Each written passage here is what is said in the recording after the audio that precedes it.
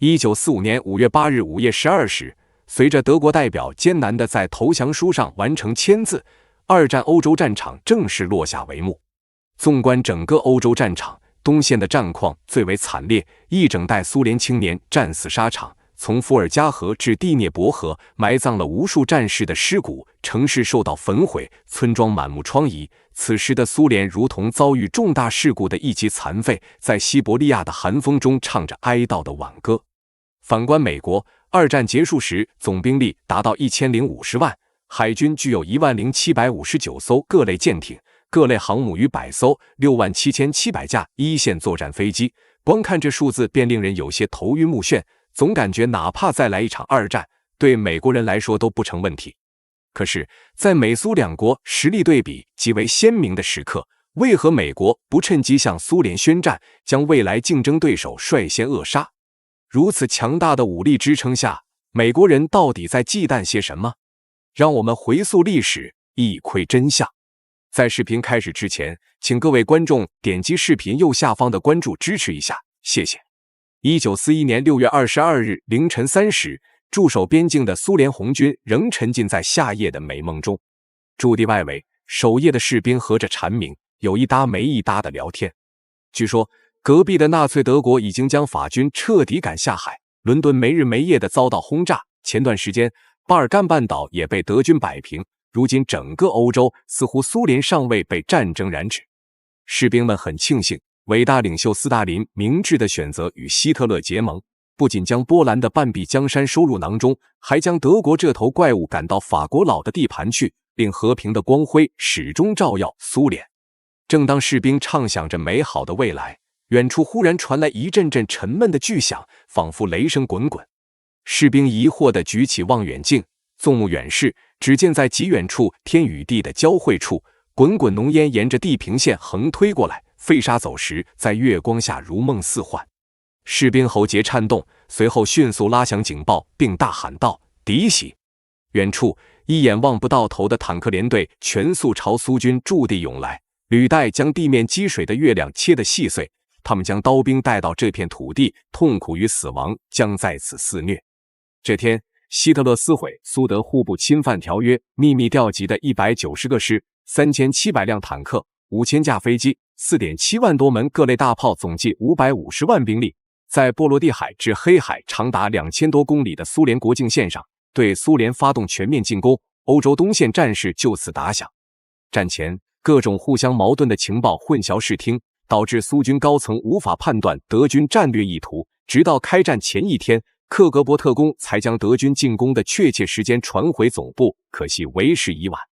由于苏联内部某一重大政治事件，此时苏联红军其实羸弱不堪，且部队中缺乏指挥经验丰富的老将，只能由一些年轻将领勉强挑起大梁，但显然是车载斗量，难以胜任。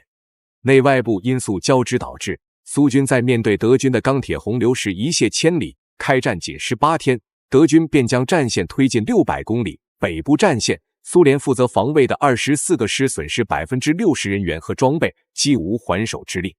德军前线的惊人战果，令后方做出对苏开战决定的希特勒得意洋洋。显然，他认为自己再一次赌对了。隔壁这个看似强大的红色巨人，早已在内耗中丧失对抗的资本，不过是外强中干的纸老虎。因此，希特勒放出豪言壮语，声称要3个月灭亡苏联。这句话听上去很耳熟，没错，淞沪会战开始前，日军高层同样扬言要3个月灭亡中国，但最后却将自己活活拖死在中国战场。而希特勒和他引以为傲的德军，终将与他的法西斯伙伴落得同一下场。1941年11月7日，苏德开战第5个月，德军兵临莫斯科城下。俄国的冬天比寻常年度来的都更早一些，零下的寒风中，身穿棉袄的德军士兵依旧被冻得瑟瑟发抖，但他们深知自己没有退路，唯有将对手彻底消灭，他们才有生还的可能。而此时城内，苏军有条不紊地进行红场阅兵，最高统帅斯大林决意坚守首都，这或许是最后的战争，也可能是黎明前最后的黑暗。最终，莫斯科会战以苏联的胜利结束，战争迎来转折阶段。此后，经过苏联军民长达4年的艰苦奋战，1945年4月30日，反攻至德国柏林市中心的苏联红军成功占领柏林国会大厦，并将苏联国旗插在楼顶，那些牺牲在战场上的红色英灵得以安息。虽然战争落幕，但战争的荼毒却挥之不去。德国与苏联的战争就好比两位武林高手的死斗，双方拼尽浑身解数，只想置对方于死地，而结果是一人从此在世间除名，另一人则背负无法治愈的暗伤活下去，并过早走到生命尽头。先来看个大概的数据，据统计4年战争中，苏军总伤亡达到2960万，其中死亡及失踪915万，被俘446万，伤病1832万。446万战俘中，成功生还者少之又少，有400多万在战俘营中被折磨致死。至于伤亡平民，则是1700万人，军民合计为4640万人。在机械化程度较高的苏德战场，血肉之躯颇为孱弱，每场战役都是两国资源储备的较量，钢铁、石油、火药才是战场的主角。举个例子，在8年全面抗战中，中国军队总计消耗山野炮弹355.88万发和迫击炮弹604.776万发，而这仅仅是我们的计量方式。苏联的炮弹计量是以运送的火车皮为单位，单是一场斯大林格勒战役，苏军便消耗炮弹8353车皮，换算过来是190万发炮弹。单一次大会战所消耗的炮弹便是8年全面抗战的20%。足见苏德战场的火力密度与强度远超其他战场，而这也导致了士兵的高速消耗，人命在这片血腥的战场上显得一文不值，一个师数万人的编制甚至不够一场战役塞牙缝。比如基辅战役中，德军一次性消灭苏军58万人，其惨烈程度不言而喻。一战时期，凡尔登战场曾有绞肉机之称，但历史证明，凡尔登绞肉机在苏德战场简直就是小儿科。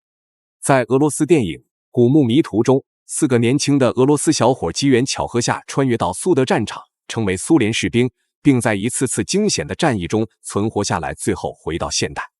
可实际上，苏德战争几乎将苏联整个20后的年轻人消耗殆尽，一代人的生命葬身沙场。据统计，1923年出生的苏联男子近80%都死在了战场上。比这个年份更早些，1920年、1921年出生的婴儿，他们都在20年后走上战场，并前赴后继的牺牲。他们的青梅竹马，他们的同班同学，无一幸免，活下去的概率可能和中彩票差不多。1941年开战时，苏联红军总计460万。1945年初，战争即将结束时，苏联在欧洲方向的作战部队总兵力为670万。前面我们提到，苏联阵亡士兵915万，也就是说，1941年和1945年的红军几乎不是同一拨人，相当于换了2拨人。所以当二战结束，苏联已经元气大伤，国民伤亡几千万人，还有几千万人落下终身残疾，甚至需要国家的供养才能苟延残喘。不仅如此，还给苏联留下了一个隐患，这个隐患间接导致了本能继续坚持的苏联加速灭亡，走上解体道路。由于20后这个年龄层的人群出现了系统性的断层，而且其中大部分战死的都是经过共产主义思想洗礼、坚定的无产阶级革命者。苏德战场上，苏军政委的死亡率超过 50%， 远超一线士兵的战死率。那个时代的苏联政委是理想主义的化身，一支部队的灵魂所在。为了鼓舞士气，战争中他们往往自愿冲锋在最前线，因而导致极高的战死率。大丈夫以身许国，实为幸事。可是他们义无反顾的牺牲，却导致苏联失去一大批优秀的政工人才。在当时弊端还未显现，可到了20世纪80、90年代，这一隐患便如同索命鬼缠上了苏联。通过观察苏联历代领导人出生年份可以发现，从60年代开始到1985年，苏联的最高领导人及总书记大多为00后和10后。20世纪可末代领导人戈尔巴乔夫却是30后，与他的前任切尔年科之间间隔了整整一个20后。同样的情况还出现在整个中央和地方的管理层。当年那批身怀伟大理想与信仰的年轻人战死沙场，他们的前辈又逐渐逝去，掌权的年轻人们再也没有过去为实现共产主义献身的觉悟，所以苏联最终走向解体。它诞生于人类最崇高的理想，却毁灭于人类最自私的欲望。除此之外，德军在占领区实行的焦土政策，更是令本不富裕的苏联雪上加霜。在乌克兰这一重要产粮区，德军将能掠夺走的粮食统统带走，带不走的便一把火烧个干净。纸面上的数字总是冰冷的，但在数字的背后，那挥洒在战场上的股股热血，如同传世的诗篇，令后来者心潮澎湃，为之动容。倘若说苏联像一个铁血的战士在二战中出了死力，那么美国就如同一个精打细算的商人，待到大局已定时才释然出手，企图分一杯羹。如果不是日本偷袭珍珠港，凭借地理位置的天然优势，二战跟美国压根没有半毛钱关系。但美国人很精明，太平洋战争打响前，他们便开始向盟军倒卖军火。当时不仅英国、法国、芬兰，就连蒋介石政府也是美国人的生意伙伴。通过袖手旁观，与一战时一样，美国大发战争横财，并借此平稳地度过经济危机。二战短短6年时间里，美国的经济总量从占全世界1/3跃升至2/3，成为独领风骚的超级经济体，霸主地位出现峥嵘。不仅如此，在战争的末尾，橡树岭的一声巨响宣告美国人掌握灭世的密码——原子弹。从此，大国战争的形势发生彻底改变，谁拥有核武器，谁掌握话语权。抛开掀桌子用的核武器不谈，美国的常规军备同样令人望而生畏。二战时期的美国，整个国家仿佛化身一头为战争而生的猛兽，军工企业开足马力爆装备，巅峰时期平均6分钟便有一艘舰艇下海。当时美国有一张著名的宣传海报，海报上2名车间工人见钟表还未指向下班时间，说道：“时间还早，可以再造一艘航母。”虽然海报宣传有夸张成分，但却反映了一定真相。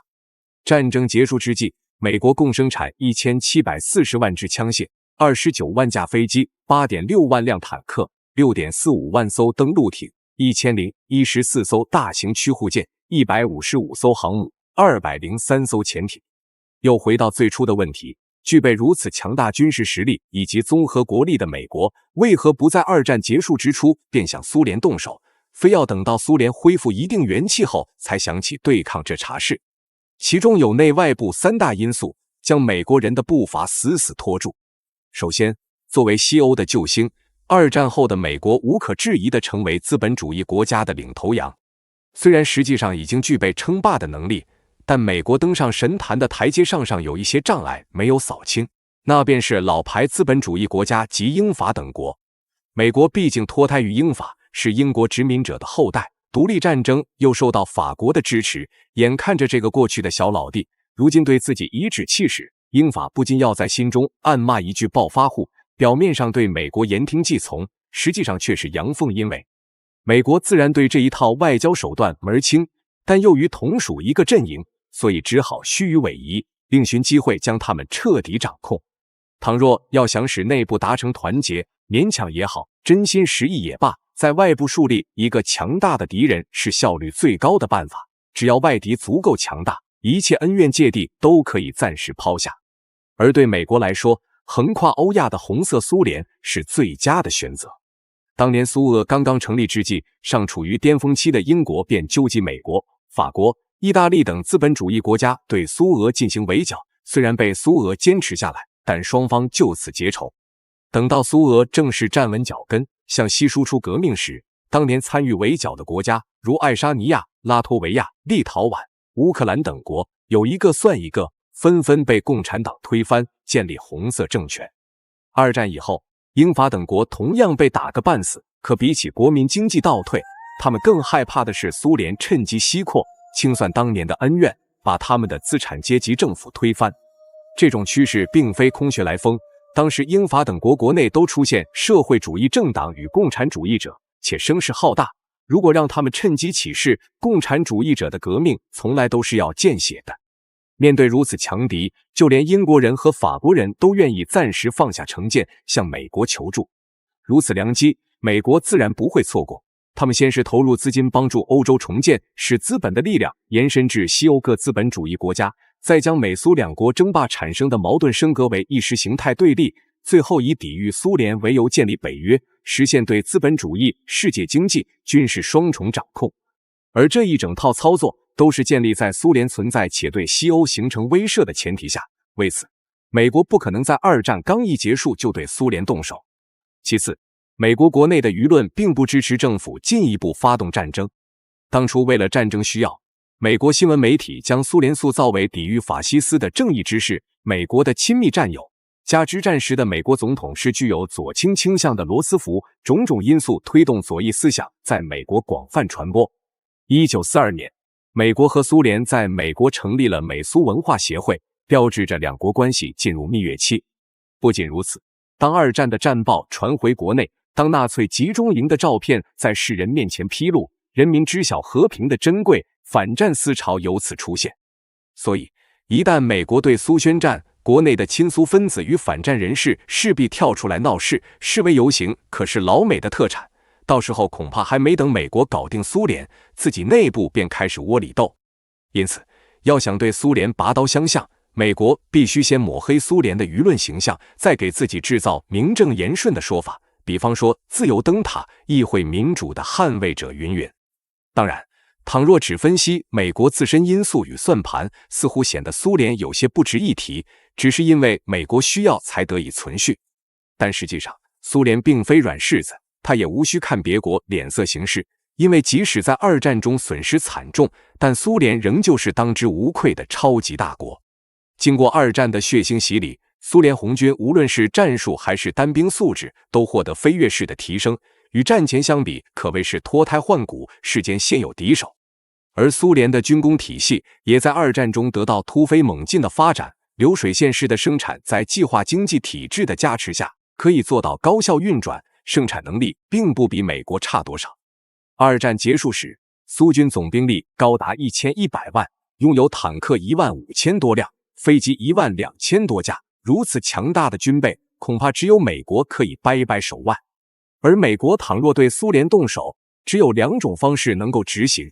第一，从西欧出发，与当年拿破仑、希特勒一样正面进攻，这种战术实在太没有新意。且不说正面硬碰硬，苏联陆军稳压美军一筹，单单是苏联的大纵深战略以及东欧的寒冬，都足以将美国活活拖死，使他们不前辈后尘。